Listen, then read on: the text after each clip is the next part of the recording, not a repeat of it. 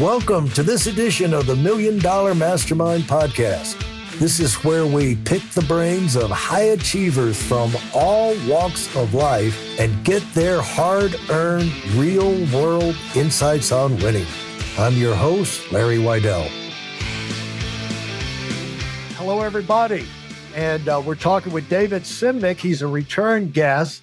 We only bring back our most popular guests. I'm just kidding. But, it's hard when you get the response that David got the first time, that hard not to bring him back.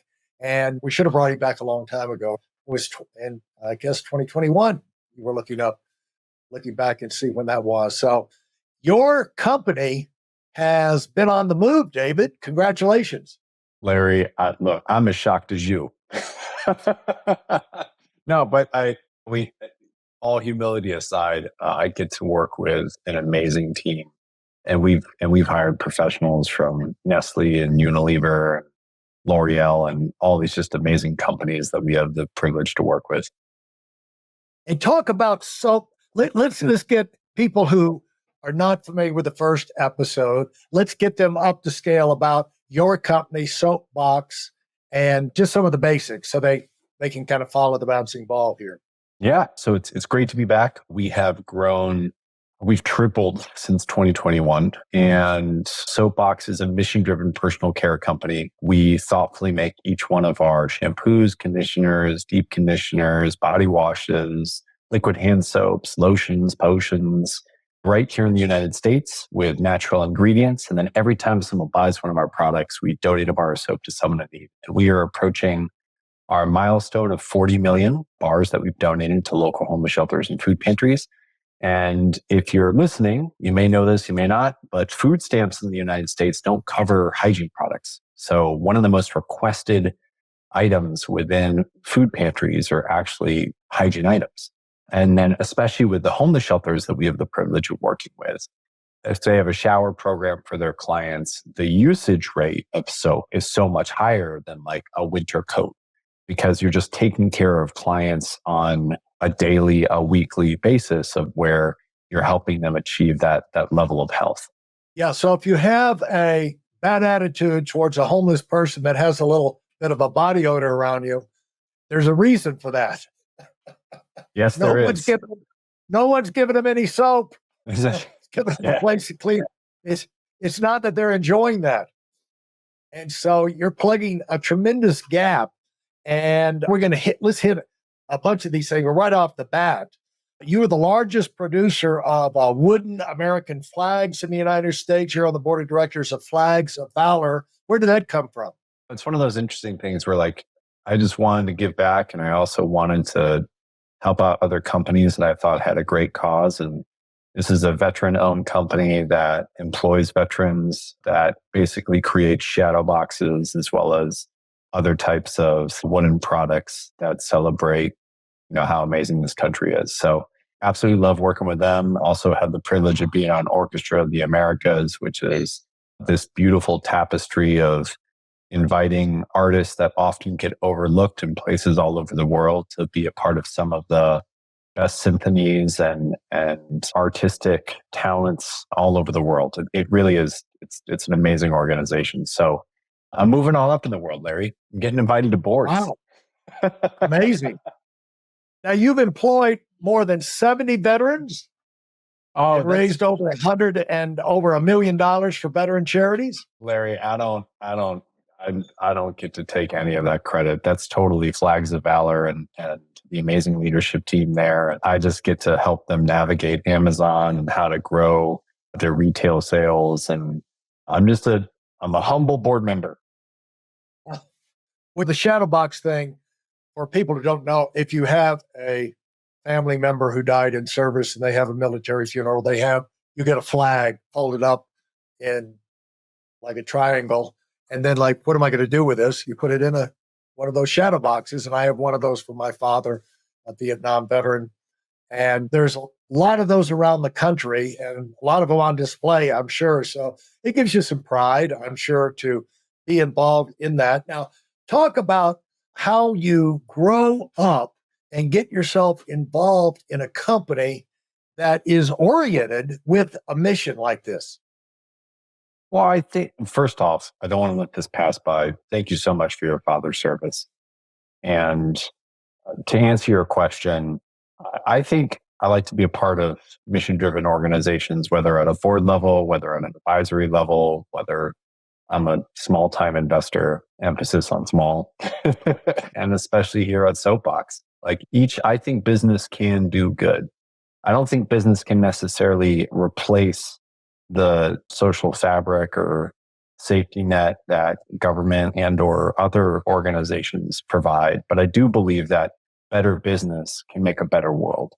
And I Yeah. think business can be great. And I think business can do good. David, the thing that about business is it's touchy feely is good, but you got to be able to produce. You got to be able to do things, sell products, make people are not going to keep buying it. And that's growth comes because you do a good job and you have a great product and you stay on the attack. You stay on mission and you continue to compound. And you guys show it's one thing to have a success. We used to talk about in our company people who came in and came out of nowhere and they shot right up the leaders' bulletins and they were doing incredible things no one had ever seen before. And then 2 months later, no one ever heard of them again. So we used to call them the Disneyland of shooting stars. So you guys are, according to what we have, now 16 times larger than you were in 2017 when you had to lay off half of your staff. And you have done a bounce back that's like epic and become one of the fastest growing, I guess, it says the seventh fastest growing company in the DC area, which is a big tens and tens of millions of people and companies. And so it's a big, big darn deal to be that much of in a growth business, which is a staple. You didn't come up with a new radio or iPhone or something. I mean, it's in a staple, but still you're the fastest growing in the top 10 anyway. And that doesn't happen by accident. When you say you're up 3 times since we had the last podcast, what does that mean? How do you keep up with volume? Well, I think there's a lot of really great questions in there. Soapbox has been able to outpace competitors because of one big reason. And that's because the team here has refused to give up. We've just decided that we're gluttons for punishment. And no matter how many times we get punched in the face, we're going to keep on going after this and taking on the L'Oreals and the Unilevers and the P&Gs and the Colgate Palmolives of the world. I very much believe, and I know our team believes, that you can do well by doing good. And I think that great businesses have a mission to them and that their consumers know that there's a purpose to that. I don't think that, and now what I mean by that is I don't think every business needs to have a charity, but I do think that people, when they're buying, especially when they're buying a consumer brand, they have to realize that this product is authentically of its brand. And what I mean by that is we have focused so much like time and money and effort in making sure that we make phenomenal products. And I really genuinely mean this, like phenomenal products that don't have parabens and don't have phthalates or silicones or harsh sulfates or EDTA or dyes or any of this type of junk. And then we get and we test again and again and again and again. I mean, like I have about 200 of these little testing vials of everything in my shower at any time, much to my like wife's chagrin, because we just test and we test and we test again. And then we take it to a broader audience. And I think for us, we believe that if we can make a phenomenal natural product at an affordable price, that the product itself is going to do a lot of the heavy lifting. And then it is our role being a conduit of that consumer choosing to buy our product and then us upholding that consumer's choice to then donate that bar of soap. So we really just view ourselves as we're the in-between of a consumer making a decision to help someone else, but in order to do that, we need to make a great product that consumer falls in love with. The thing about great companies, it's kind of like bodybuilding. The heavier the weight you lift, the stronger you get, the more the muscles grow, the bigger the challenges, the more your team develops. And you like to follow a leader that has a background of standing up to some really strong headwinds and not getting blown over. And you talked about you and your team have made decisions that you're just not going to get knocked down. What comes along now? You're in the darn soap business. You're doing good for mankind. You're employing veterans. Who are these people coming out of the woodwork? They're trying to create problems for you and make your life miserable. How does that happen? Larry, I think it's great. I want that competition. As a consumer, right? I want to have as much choice, and I want there to be a very intense battle for my dollar on a daily basis. I think that's wonderful. And I absolutely want that to continue in our free market system. Specifically, like, who's coming for us? Like, yeah, we're taking market share. Like, we're at some retailers, we're a top 10 brand, and we're the only privately held brand within that top 10. And like, these are not like, we have the best selling biotin shampoo in the world's largest retailer. Like, of course, that's pissing off L'Oreal, right? and Right. and they're paying way more people than we are to try to like squash us. So Yeah. So I look at this and I go, I want to be David versus Goliath, and not just because my name's David, but I want to take this on and really try to disrupt an industry and prove that mission-based businesses aren't just a fad, but it's the future of business, and it's better business. Yeah. For those of you who are sick and tired of fooling around and are dead serious about wanting to move up fast, I've got something especially for you. I've combined the best insights from over 40 years in business and making $70 million in income and compressed them into a free webinar. That's right, it's a free resource. If you want to find out exactly what the concepts are that I use in coaching $1 million earners, register now at WeidelOnWinning.com. You'll discover the 5-part framework used by so many to reach their financial, personal, and professional goals. You can find that link in this episode's show notes.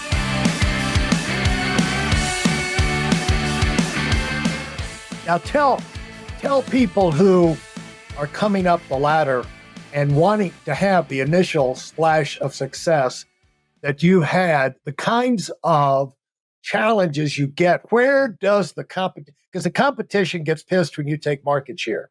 Mm-hmm. And they, we did it at financial services, and I remember I went to North Carolina. They ran headline stories and without making a phone call to check anything. And the attorney general of the state ran 5-year investigations, and everybody said, you guys run investigation, and they weren't investigating anything, but it was enough to stop us, to give people the jitters, to deal with it. So I'm kind of familiar with it, but how do they come at you in that?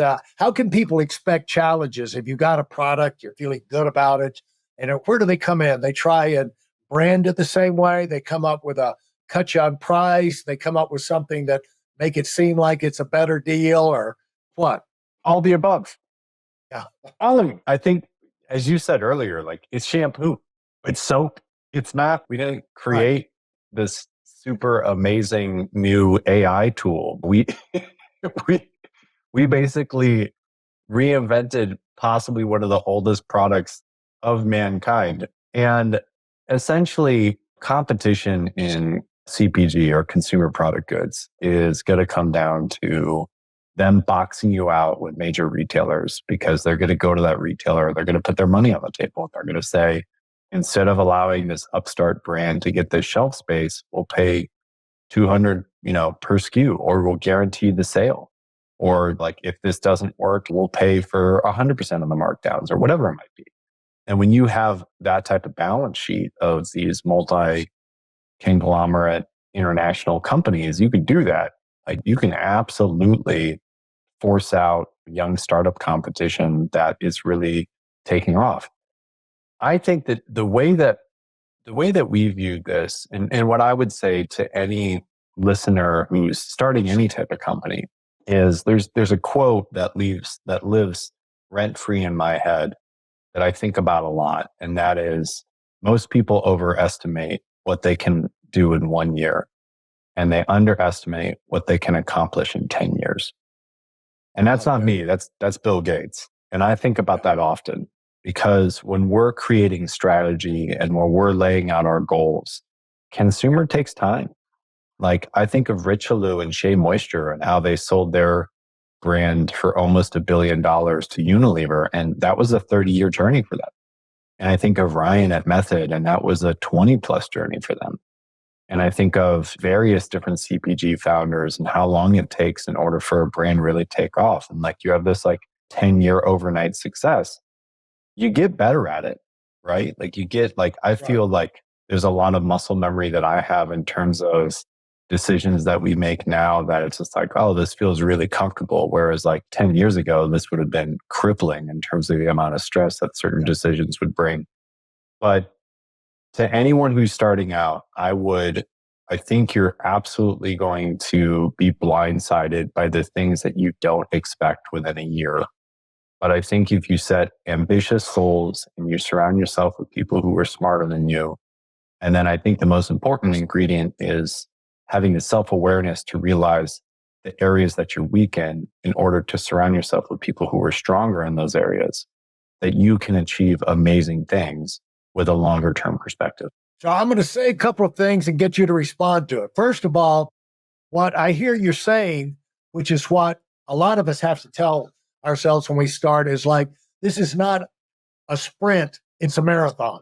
And you got to be ready for the long haul. Now, that's a lie too. Okay, that's a lie too, because the thing is, in the beginning, it is a sprint. Because you better be working around the clock to get something put together in a short period of time, but you better be ready to keep compounding once you get your toehold on the mountain and you get those first sales and the first product and you start to figure out what you're doing. You got to be ready to shift gears, second gear, third, that you don't have 20 gears on a little Fiat. But you do have on an 18-wheeler, a cab of an 18-wheeler where they're pulling these big trailers and sometimes two or three of them hooked together. But you need a lot of gears if you want to get up to Unilever size. They've gone through a lot of things. But talk about this. It's a big breakthrough when you realize that. So I want you to speak about this, but I'm going to tell you, I'm going to do the team side too. There's a big breakthrough for us when we realize we got to make it happen. If we're the leader, we ask to be the leader, we work to be the leader. Now get off your butt and lead and stop running and whining. And I tell people all the time, this idea that billionaires don't bitch or the winners always are positive is the biggest lie in the world. But the thing is that winners get depressed, complain, whine. They just don't do it that long. And while they're whining and complaining, they're thinking about how can I get out of this? And their bounce back is just amazing. So don't ever believe a successful person when they're whining and complaining and down. It's just like they got punched in the jaw by Mike Tyson. They're going to come back. You know what I'm saying? That sting will wear off. And Evander Holyfield got hit in the jaw a couple of times too, but he came back. And so the thing is, winners go through all of those emotions. They just don't stay there. And, it's a matter of gather themselves and come back. And so at some point, you've got to say, I got to be worth following if I'm going to be the leader of anything that amounts to anything. And I'm probably going to have some amazing challenges along the way. So when one comes, don't be shocked. So that's one stage. But the other deal is I got to have a team. I got to put some good people together because we're in competition for market share, whatever it is. And they're not going to give it up to me and us easily. We might win some, but they're going to come back next year and want to knock us. You don't win the Super Bowl every year. And so in terms of putting together a team, you got to have quality people, as good of people as many positions as possible, so you can go out and be competitive because it's not just up to you. So I've dumped a whole lot on your head to comment on, but I know you're up for it. Well, we'll find out. But But I think one of the things that really rung true that I think is that people are talking about it more now is that there's the number one thing that I've seen in successful entrepreneurs in the past 15 years that we've been doing this, the one that separates people who get it done and those who quit is grit. It's like a second helping of grit that somehow that person has accumulated. I don't believe that's a at birth type of thing. We do see that there are much higher levels of founders that have some type of learning disability or grew up in a very difficult childhood, or Right. something happened to them that showed them that they can take one in the face and still survive. And Yeah. there's this really weird, like almost kind of Ted Lasso-esque optimism that I have that it must be like insufferable to my friends and family and my business teammates and my co-founder, where we might experience some massive setback and I'll lick my wounds. And within about an hour, I'm like, so what now? What? Like, Right. let's do this. Like, do you believe that this is something worth fighting for? Yes. Cool. Let's fight. Yeah. And I think that it's just unreasonable. Like there is an unreasonableness with founders, especially early stage founders, that are just going to will their way to make something that shouldn't exist in the marketplace happen. And I think one of the things that has really blown me away in having a front row seat in so many other successful entrepreneurs' journeys, a lot of them way more successful than mine, is they just have the ability to eat shit. Yeah. Like it just And how would you explain your ability to do that? Because I it's don't, got to come down to core belief that at the bottom of the hole, there's going to be a way to bounce and climb back out. You know what I'm saying? There's somewhere down in there, someone's going to leave me a clue. Someone's going to holler down the hole an answer. Someone's going to somehow there'll be one way to look at it is if you're in that thing is like you're only one idea away from a complete turnaround in a yeah, business, any situation, one 100%. idea. But sometimes, and it's like Ecclesiastes says in the Bible, there's nothing new under the sun. Whatever depressing thing we've gone through, millions of people have gone through it and survived. So keep looking up, keep looking out, seek and you'll find. But where you get, this is the whole thing, you're only beat when you stop asking questions, you stop coming forward, you just give up entirely. And that's why it's so stupid to do that. But if you keep asking questions, you keep meeting new people. In fact, the dumbest person you might meet today might have the perfect answer to your situation. The answers can come from just about anywhere if you keep your mind open. Have you found So, that to be true? so, Larry, I think you're scratching at something that we recently did not a culture reset here at Soapbox, but we definitely did a reminder. And I think what's really like a lot of people have said this, a lot of people who are way more prolific than I am have talked about how like the Netflix culture deck has been such a pivotal moment for high achieving teams. And what's interesting is our early culture values unknowingly were very similar. And I'm not saying that like we did something better or more drastic or whatever. It's really interesting as like reading No Rules and really looking at what Reed did and the whole Netflix team. It's remarkable. But what we've always had at Soapbox is we've always said we are open, honest, and professional with each other. And essentially what that means is direct but kind. We want to create an environment where politics do not take over people having the ability to speak freely and to speak candidly about bad ideas. And if they're hearing bad ideas. So in many meetings, I'm told I'm an idiot. and and Yeah. honestly, that's a good thing, right? Like Yeah. I want a consistent barrage of my ego, especially when I'm wrong. And I want people to feel safe within our team to know that they're going to be rewarded and praised for always putting the company's interests above anyone's ego. So that's open, honest, and professional, right? And like I said, like the Netflix culture deck is so much better in terms of articulating everything that I just said. Now, when did you find out about that, and why did that ring a bell with you? Like, Well, explain yeah. what that is. I think a lot of team management is about empowering that team so that they can perform at their best. And I think this only works with high performing teams, right? Like this doesn't work in every team environment. And that's just because you need people who are incredibly motivated to do their best at work. And this is articulated better by others, but like with freedom comes responsibility, right? And high performing people want to be there. They want to work. They want their work to have purpose and meaning. Right. And I think what's so interesting is when you look at a lot of compensation surveys, people want to get paid a lot of money. But what people really want at work is they want purpose. Thank you for listening to part 1 of this episode of the $1 Million Mastermind Podcast. Commit to your personal and professional evolution with our free training video. It's designed not just as an educational session, but as a transformative journey for those bold enough to aim for the stars.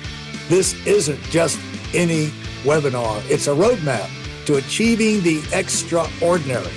It's tailored for those who dare to dream big, and yes, it is completely free. Join us in a network of ambitious professionals ready to take their careers to a new heights. Secure your spot now at whitelonwinning.com and let's unlock your potential together. Thanks for being part of this community.